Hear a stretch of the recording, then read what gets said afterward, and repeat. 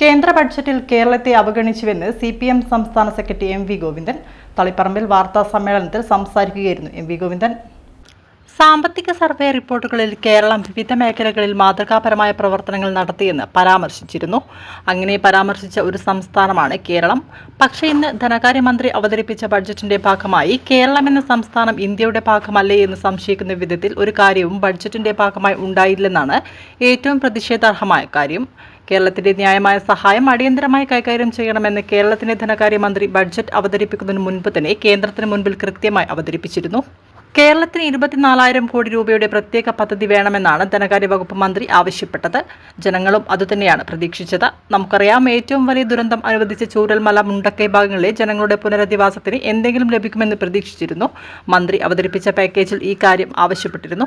പക്ഷേ ഒരു പൈസ പോലും അതിന്റെ ഭാഗമായി കൈകാര്യം ചെയ്യാൻ കേന്ദ്ര ഗവൺമെന്റ് ബഡ്ജറ്റിന്റെ ഭാഗമായി പരിഗണിച്ചില്ലെന്ന് കാണാൻ സാധിക്കും. വിഴിഞ്ഞം പോർട്ട് ലോകത്ത് തന്നെ ശ്രദ്ധേയമായ രീതിയിൽ ലോക പോർട്ടിന്റെ പട്ടികയിൽ സ്ഥാനം പിടിച്ചിരിക്കുകയാണ്. അതിനുവേണ്ടി കേന്ദ്രം നൽകുമെന്ന് പറഞ്ഞ ഫണ്ട് നൽകിയില്ലെന്ന് മാത്രമല്ല, വലിയ രീതിയിലുള്ള അവഗണനയാണ് കേന്ദ്ര ഗവൺമെന്റിന്റെ നിലപാട്. 5,000 കോടിയെങ്കിലും പ്രത്യേക പാക്കേജിന്റെ ഭാഗമായി അനുവദിക്കണമെന്ന് ആവശ്യപ്പെട്ടിരുന്നു. അതുപോലെ തന്നെ ഇത്തരം പോർട്ട് തുടങ്ങുമ്പോൾ ഇന്ത്യയിൽ എല്ലാ സംസ്ഥാനങ്ങളും നൽകുന്ന സഹായം കേരളത്തിന് അനുവദിക്കണമെന്ന് പറഞ്ഞിരുന്നുവെങ്കിലും ഒരു പൈസ പോലും തരാൻ തയ്യാറായില്ലെന്നതാണ് അതിന്റെ അവസ്ഥ. അതുവരെ തന്നെ നീറുന്ന സാമ്പത്തിക പ്രശ്നങ്ങൾക്ക് പരിഹാരം കാണുന്നതിനായി ഒരു നടപടിയും ഈ ബഡ്ജറ്റിന്റെ ഭാഗമായി ഗവൺമെന്റ് മുൻപോട്ട് വെച്ചിട്ടില്ല. സമ്പദ്ഘടനയിലെ തളർച്ച, വിപണിമാന്ദ്യം, മൂലധന നിക്ഷേപത്തിലെ ഇടിവ് എന്നിവ പരിഹരിക്കാൻ നടപടിയുണ്ടാവുമെന്നാണ് ജനങ്ങൾ പ്രതീക്ഷിച്ചത്. പക്ഷേ ഒരു നടപടിയും ഉണ്ടായില്ല. രാജ്യത്തിന്റെ സാമ്പത്തിക വളർച്ച കൂപ്പുകുത്തുകയാണെന്ന് സാമ്പത്തിക സർവേയിൽ പറഞ്ഞ സ്ഥിതിക്ക് കേന്ദ്രമന്ത്രിയിൽ നിന്നും ചില നടപടികൾ ജനങ്ങൾ പ്രതീക്ഷിച്ചിരുന്നു. പക്ഷേ അതൊന്നും ഉണ്ടായില്ലെന്നും M.V. ഗോവിന്ദൻ പറഞ്ഞു. സാമ്പത്തിക സർവേയെ സംബന്ധിച്ചുള്ള റിപ്പോർട്ടിൽ കേരളം നിരവധി മേഖലയിൽ മാതൃകാപരമായ പ്രവർത്തനങ്ങൾ നടത്തി മുന്നേറുകയാണ് എന്ന് പരാമർശിച്ചിട്ടുണ്ട്. അങ്ങനെ പരാമർശിച്ച ഒരു സംസ്ഥാനമാണ് കേരളം. പക്ഷേ ഇന്ന് ധനകാര്യമന്ത്രി അവതരിപ്പിച്ച ബഡ്ജറ്റിൻ്റെ ഭാഗമായി കേരളമെന്നൊരു സംസ്ഥാനം ഇന്ത്യയുടെ ഭാഗമല്ലേ എന്ന് സംശയിക്കത്തക്ക രീതിയിൽ ഒരു കാര്യവും സംസ്ഥാനത്തിൻ്റെ ആവശ്യകതയുമായി ബന്ധപ്പെട്ട് ബഡ്ജറ്റിൻ്റെ ഭാഗമായിട്ടുണ്ടായില്ല എന്നുള്ളതാണ് ഏറ്റവും പ്രധാനപ്പെട്ട പ്രതിഷേധാർഹമായ ഒരു സ്ഥിതി. കേരളത്തിൻ്റെ ന്യായമായ സഹായം അടിയന്തര പ്രാധാന്യത്തോടുകൂടി കൈകാര്യം ചെയ്യണമെന്ന് കേരളത്തിൻ്റെ ധനകാര്യ വകുപ്പ് മന്ത്രി കേന്ദ്രത്തിൻ്റെ മുമ്പിൽ ബഡ്ജറ്റ് അവതരിപ്പിക്കുന്നതിനും എത്രയോ മുമ്പ് തന്നെ കൃത്യമായിട്ട് അവതരിപ്പിച്ചിരുന്നു. കേരളത്തിന് 24,000 കോടി രൂപയുടെ ഒരു പ്രത്യേക പ്രോജക്റ്റ് നടപ്പിലാക്കാൻ ഉതകുന്ന സമീപനം വേണമെന്നാണ് കേരള ഗവൺമെൻറ്, അതിൻ്റെ ധനകാര്യ വകുപ്പ് മന്ത്രി ഉൾപ്പെടെ ആവശ്യപ്പെട്ടത്. ജനങ്ങളും അതുതന്നെയാണ് പ്രതീക്ഷിച്ചത്.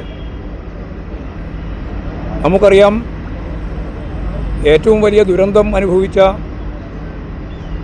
ചൂരൽമല ഉൾപ്പെടെയുള്ള, മുണ്ടക്കൈ ഉൾപ്പെടെയുള്ള മേഖലയിലെ ജനങ്ങളുടെ പുനരധിവാസം ഉൾപ്പെടെയുള്ള കാര്യങ്ങൾക്ക് ഈ ബഡ്ജറ്റിൻ്റെ ഭാഗമായിട്ട് എന്തെങ്കിലും ലഭിക്കുമെന്ന് പലരും പ്രതീക്ഷിച്ചു. മന്ത്രി അവതരിപ്പിച്ച പാക്കേജിൻ്റെ ഭാഗമായിട്ട് കേരളം ഇത് ആവശ്യപ്പെടുകയും ചെയ്തു. പക്ഷേ ഒരു പൈസ പോലും അതിൻ്റെ ഭാഗമായിട്ട് കൈകാര്യം ചെയ്യാൻ കേന്ദ്ര ഗവൺമെൻറ് ബഡ്ജറ്റിൻ്റെ ഭാഗമായിട്ട് ചെയ്തില്ല, പരിഗണിച്ചില്ല എന്നുള്ളതാണ് കാണാൻ സാധിക്കുന്നത്. വിഴിഞ്ഞം പോർട്ട് ലോകത്ത് തന്നെ ശ്രദ്ധേയമായ രീതിയിൽ ഉദ്ഘാടനത്തിന് മുമ്പ് ലോക പോർട്ടിൻ്റെ പട്ടികയിൽ സ്ഥാനം പിടിച്ചിരിക്കുകയാണ്. അതിനുവേണ്ടി കേന്ദ്രം നൽകും എന്ന് പറഞ്ഞ ഫണ്ട് പോലും നൽകില്ല എന്ന് മാത്രമല്ല,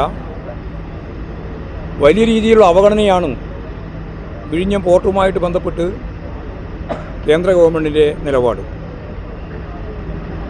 5,000 കോടിയെങ്കിലും പ്രത്യേക പാക്കേജിൻ്റെ ഭാഗമായിട്ട് അനുവദിക്കണം എന്നാവശ്യപ്പെട്ടിരുന്നു.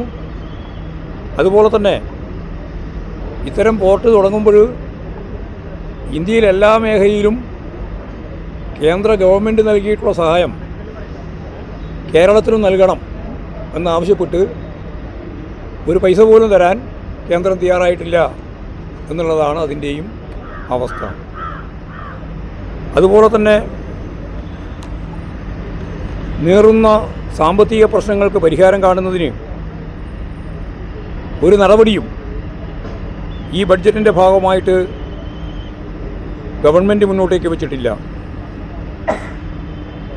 സമ്പദ്ഘടനയിലെ തളർച്ച, വിപണി മാന്ദ്യം, മൂലധന നിക്ഷേപത്തിലെ ഇടിവ് എന്നിവ പരിഹരിക്കാൻ നടപടി ഉണ്ടാവുമെന്നാണ് പലരും പ്രതീക്ഷിച്ചത്.